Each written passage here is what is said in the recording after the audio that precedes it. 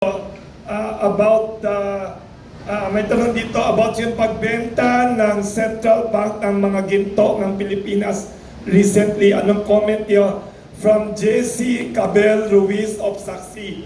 Ang tanong niya, exact tanong niya, no? Anong reaction ninyo sa pagbenta ng Central Bank ng toneladang ginto ng Pilipinas? Ano po kaya dahilan kung bakit nagbenta ang bansa natin ng ganitong karaming ginto at kung saan napunta ang pinagbilhan nito, kung may katotohanan ang nasasabing balita? Nasa news reports naman.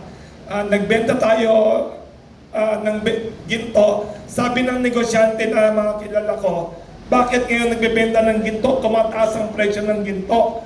Pwedeng next week, next month. Ano reaction niya daw dito?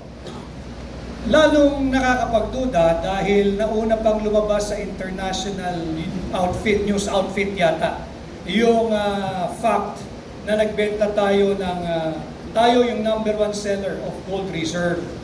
At nakakapagdudang higit, bukod sa nauna na yung foreign outfit, news outfit, it took a while before Central Bank issued a statement. And parang sinasabi din, normal yan, wala yan, justifying. But my personal take, I think, they were trying to defend the peso from further depreciating. Kaya kinakailangan nila mag-unload ng ginto.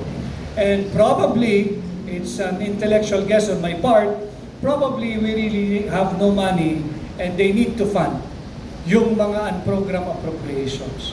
And they have to find a way to fund it. They have to find a way to fund it.